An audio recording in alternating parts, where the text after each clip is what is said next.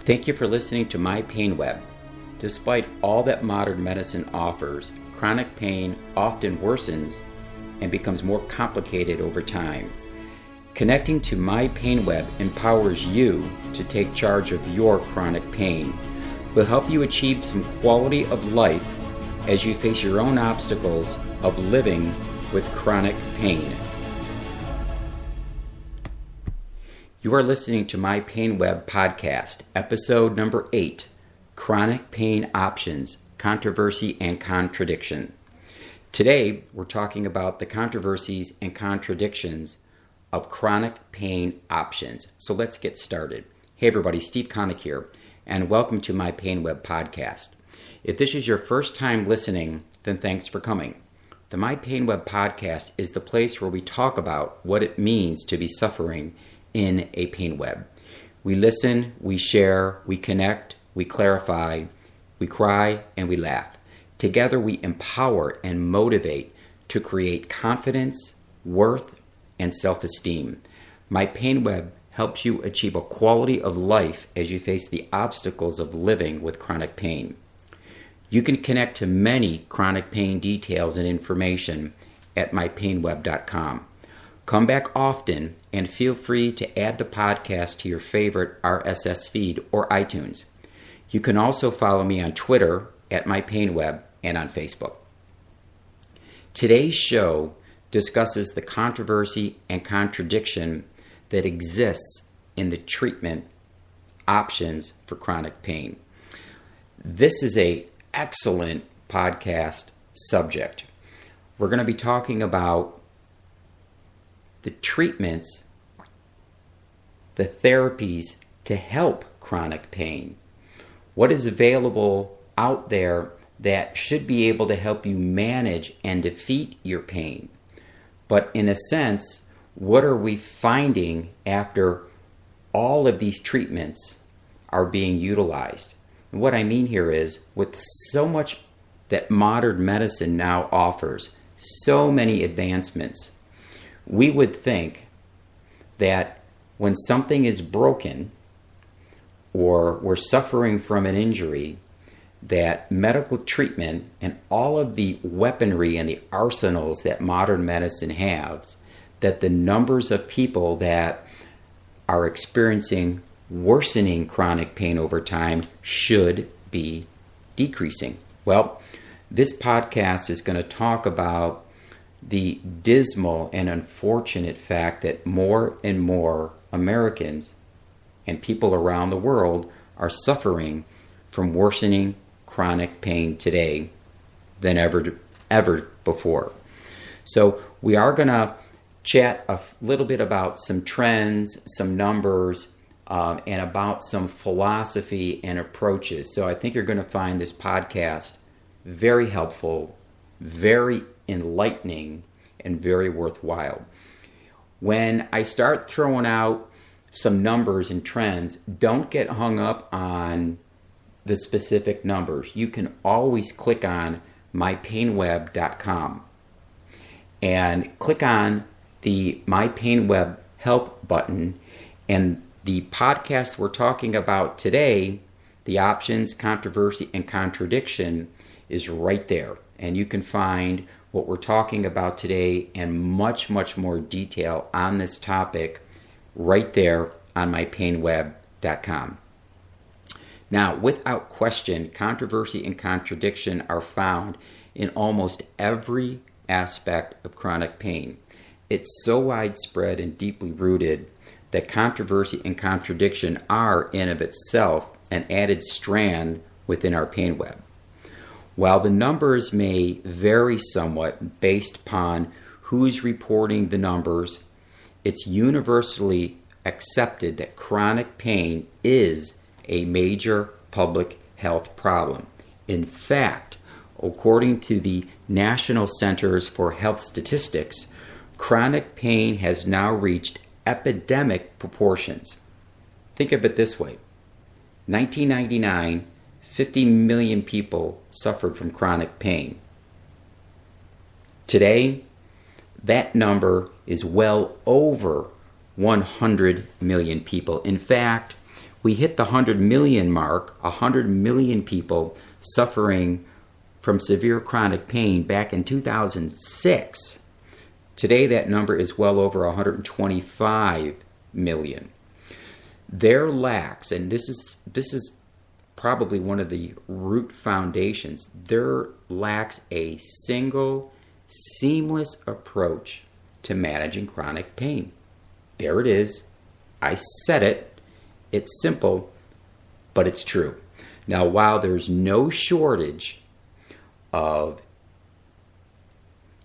interventions, whether it's surgery, procedures, all of the diagnostic testing, the huge arsenal of medications, including opioids, on a daily basis, despite all of that that's being prescribed for those of us living with chronic pain continues to run rampant. I really love this specific quote that I came across some years ago while struggling with my chronic pain from Einstein. Albert Einstein once said, "Insanity, doing the same thing over and over again and expecting different results." The repetitive what I like about what this means is that it's the repetitive practice that's going on for chronic pain, which involves diagnostic testing, prescribing of medications, a host of surgical procedures. All of those do not ensure a reduction, even a reduction, let alone there's no elimination of chronic pain. And the hope of restoring function and quality of life falls way short of what the expected target is. So what happens with all that? What I've experienced, and for those of you that experience chronic pain as well, you have seen that there are at times mutual frustration from both the doctor and the chronic pain patient. We're both frustrated that despite all this expensive and expansive interventions and what we're trying to do to reduce or eliminate chronic pain is continuing to grow at epidemic levels. I'm just going to throw out here just a couple more very telling statistics that show more and more people are living in chronic pain. We are not alone. I already mentioned to you the huge increase, 1993, about 50 million people living in chronic pain in America. That number in 2006, 100 million Americans. Here's another interesting stat.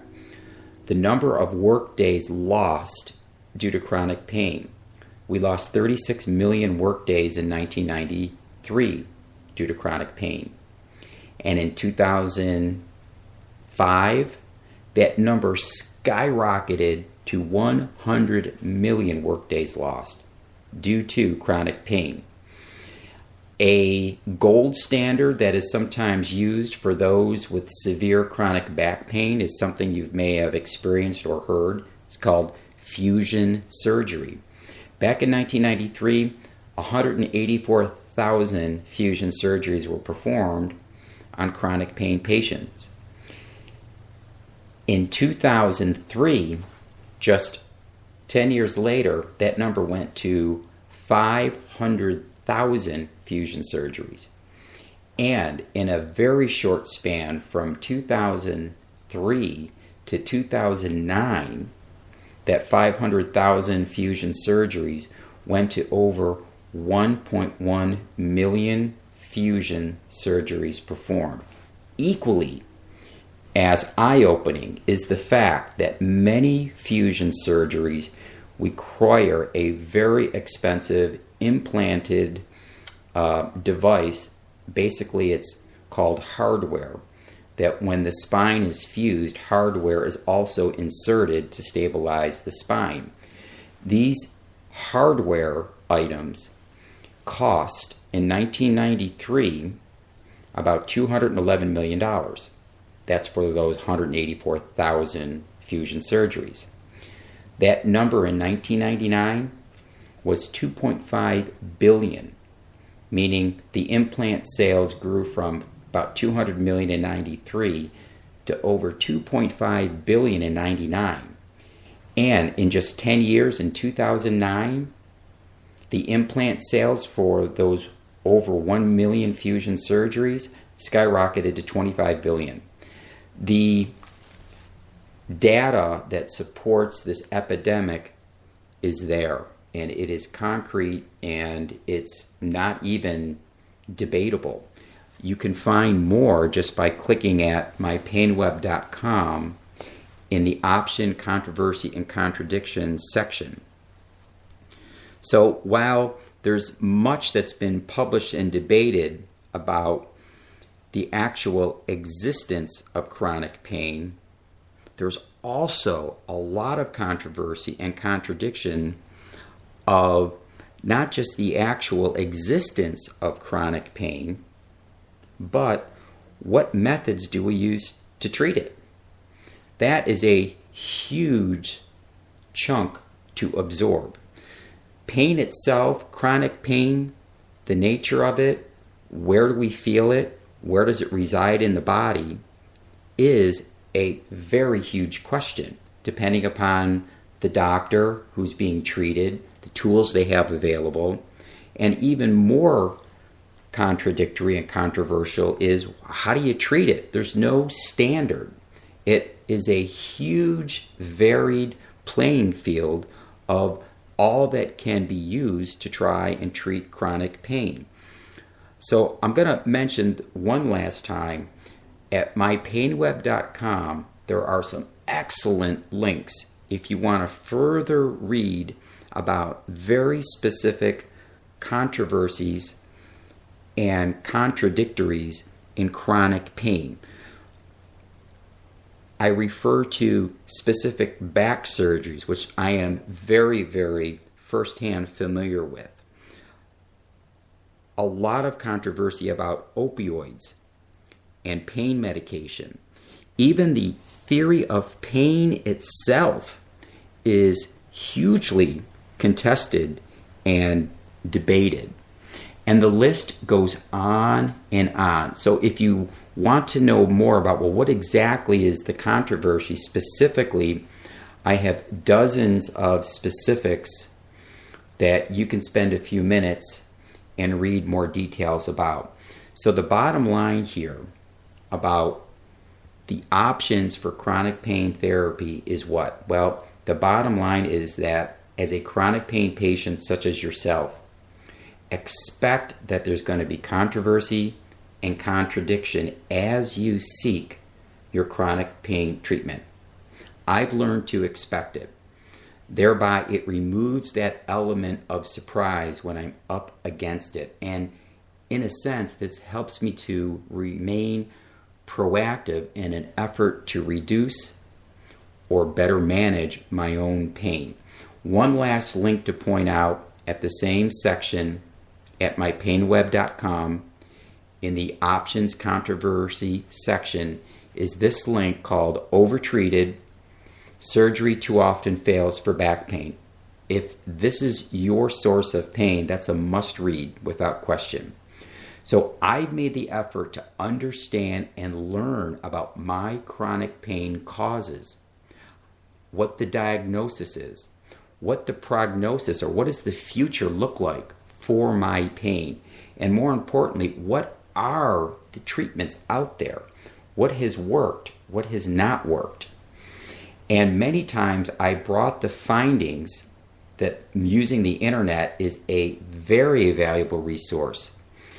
I bring questions and I bring knowledge, I bring information, which is power, to my doctor while we talk about what is the best proposed solution for my healthcare.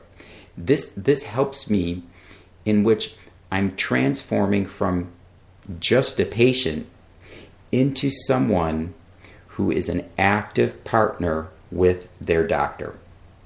This type of cohesive partnership is what allows me to further take charge of my pain web while building my confidence